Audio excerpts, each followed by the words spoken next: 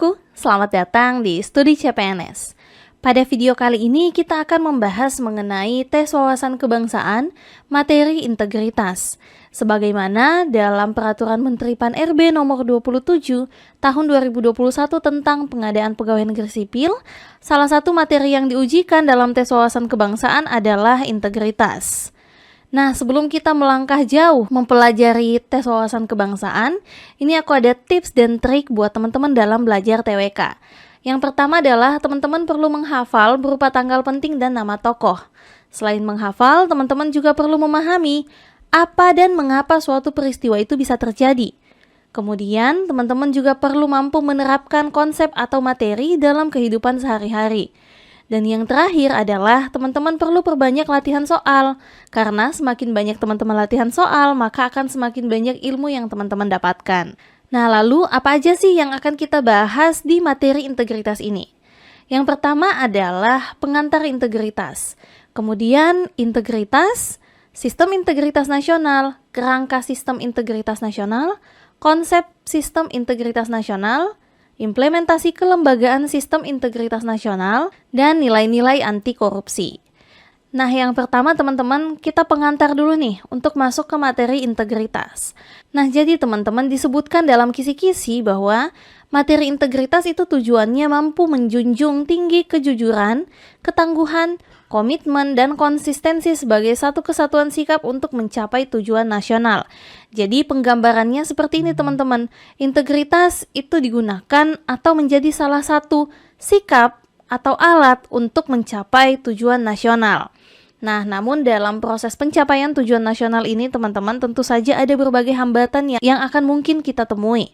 Salah satunya adalah tindakan korupsi, yang tentunya akan menyulitkan kita mencapai yang namanya tujuan nasional. Nah, lalu tindakan korupsi itu apa? Nah, korupsi itu adalah penyalahgunaan jabatan untuk keuntungan pribadi. Jadi rumusnya seperti ini teman-teman, di mana korupsi itu bisa terjadi jika ada monopoli kekuasaan, kemudian kewenangan atau kebebasan dalam pengambilan keputusan, tetapi kurangnya pertanggungjawaban yang jelas atau akuntabilitas. Nah, ada beberapa hal nih yang perlu diperhatikan oleh pilar dan organisasi agar akuntabilitas ini dapat berjalan dan korupsi itu dapat dihindari. Yang pertama adalah peran atau kontribusi atau role. Jadi, setiap organisasi itu menjalankan tugas pokok dan fungsinya secara berintegritas. Kemudian, ada transparansi dan akuntabilitas. Jadi, setiap organisasi menerapkan transparansi dan akuntabilitas meliputi pemenuhan laporan dan pertanggungjawaban yang tentunya juga dilakukan secara berintegritas. Karena apalah arti sebuah laporan dan pertanggungjawaban jika proses pembuatan laporan tersebut tidak diikuti dengan sikap integritas. Kemudian ada kapasitas, jadi memiliki kapasitas untuk menjalankan kedua hal tersebut, seperti peran atau role, transparansi, dan akuntabilitas. Nah, dalam hal ini adalah sumber daya manusia, dana atau keuangan, dan teknologi informasi dan komunikasi. Nah, jadi teman-teman, integritas ini mendukung dalam peningkatan akuntabilitas. Nah, lalu integritas itu apa? Integritas berasal dari kata integer, di mana artinya adalah tidak terpengaruh, utuh, tegak, dan dapat diandalkan. Nah, kalau menurut KBBI teman-teman, integritas adalah mutu, sifat, atau keadaan yang menunjukkan kesatuan yang utuh, sehingga memiliki potensi dan kemampuan yang memancarkan kewibawaan dan kejujuran. Kemudian dalam Kamus Kompetensi KPK, integritas adalah bertindak secara konsisten antara apa yang dikatakan dengan tingkah lakunya, sesuai nilai-nilai yang dianut dari kode etik. Nah, adapun dimensi integritas teman-teman, yang pertama adalah dimensi kejujuran. Jadi, berkata sesuai dengan kenyataannya atau apa yang terjadi di lapangan, tanpa merekayasa, memanipulasi, ataupun melakukan pembohongan. Kemudian ada yang namanya dimensi konsistensi. Jadi, perilaku kejujurannya itu konsisten, tidak berubah tanpa terkecuali. Kemudian ada dimensi keberanian, di mana maksudnya adalah teman-teman berani untuk berkata jujur, apa adanya, dan berani untuk mencegah ataupun menegur ketika ada perilaku yang mengarah ke ketidakjujuran. Nah, lalu ciri-ciri integritas itu seperti apa, teman-teman? Jadi yang pertama, orang yang berintegritas itu tidak ingkar dan berkomitmen. Kemudian orang berintegritas itu juga konsisten, satu kata satu perbuatan, bertanggung jawab, menjaga prinsip, menghargai waktu, jujur dan terbuka. Nah, lalu teman-teman, tujuan integritas ini ada beberapa. Yang pertama adalah menjadikan manusia bisa memimpin dan dipimpin, kemudian melahirkan prestasi, melahirkan kepercayaan, dan menjadi salah satu kunci untuk meraih keberhasilan atau kesuksesan. Nah, lalu teman-teman, ini beberapa manfaat dari integritas.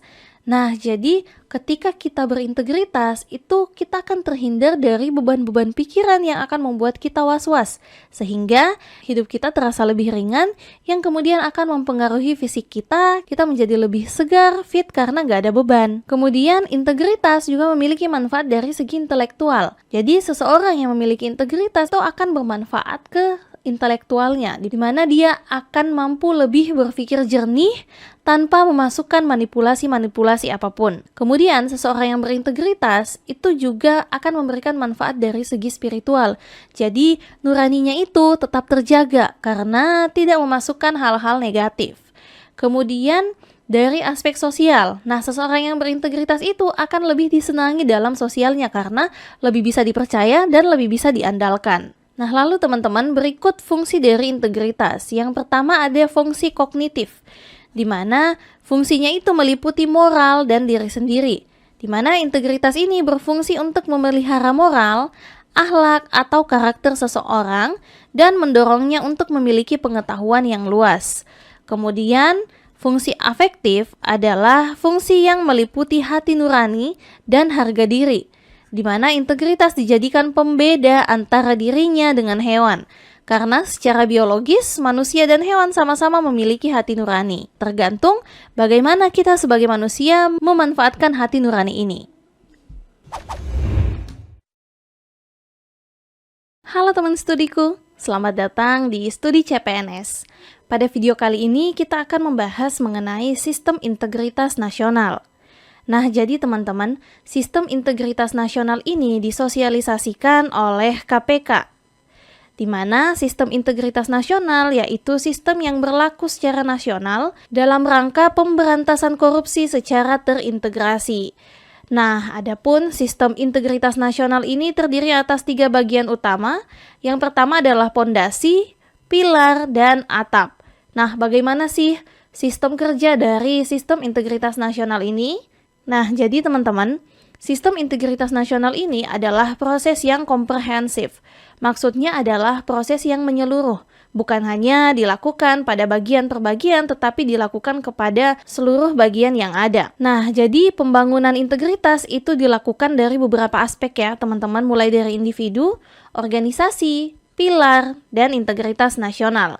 Di mana integritas individu itu adalah kunci utama. Kenapa? Karena individu itu berperan utama dalam setiap kegiatan dan aktivitas dalam organisasi. Otomatis setiap pergerakan individu dalam sebuah organisasi itu akan mempengaruhi organisasi itu sendiri bahkan ke aspek yang lebih luas. Nah, mari kita simak satu persatu pembangunan integritas dari setiap aspek.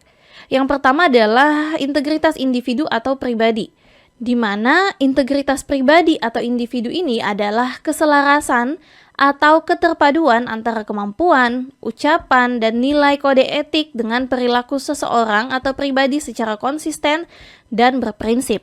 Jadi teman-teman, pembangunan integritas di individu atau pribadi ini merupakan faktor terpenting dalam mengendalikan korupsi.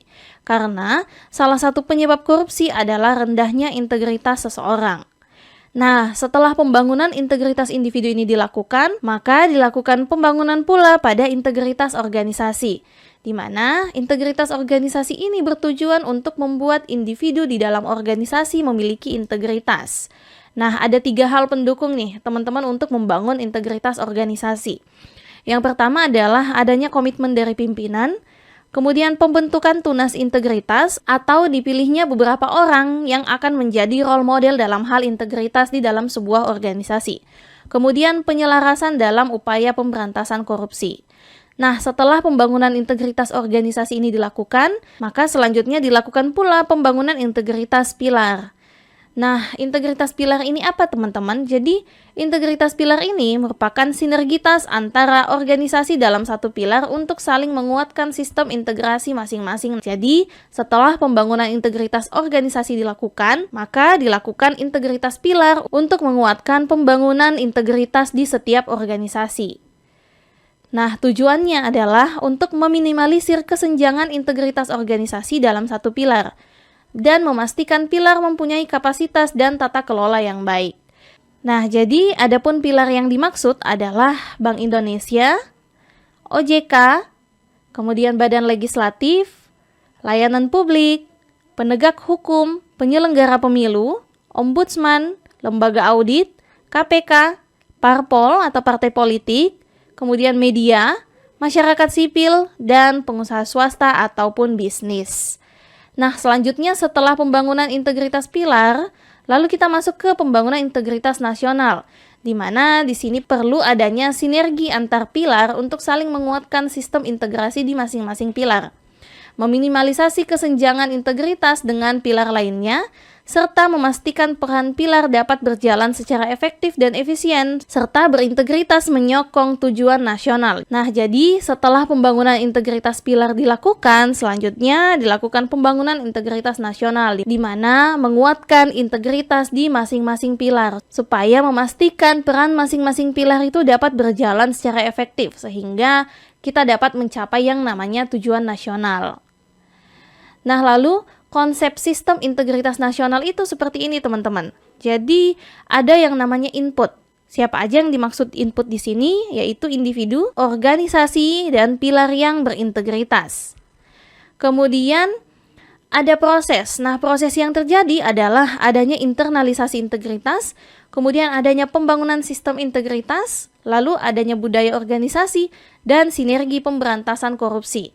Nah, setelah dilakukan proses ini, kemudian ada output. Jadi, terciptanya integritas individu, organisasi, pilar, dan nasional.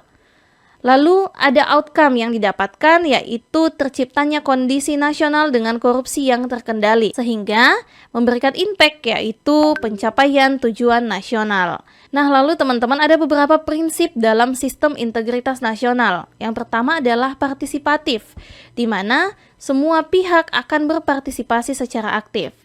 Lalu kontekstual, jadi menggunakan pendekatan layanan yang sesuai dengan karakter dan kebutuhan organisasi. Jadi kita tidak bisa menggunakan pendekatan A untuk semua organisasi.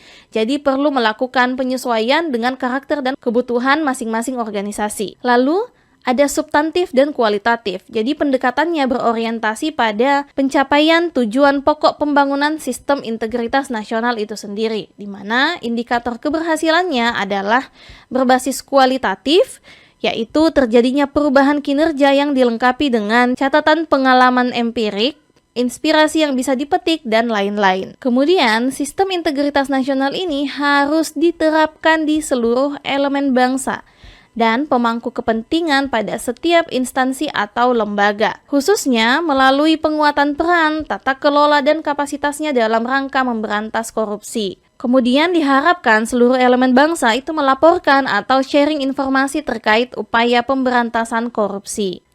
Nah, jadi teman-teman, kesimpulannya adalah integritas ini merupakan salah satu sikap yang bisa membawa kita pada pencapaian tujuan nasional.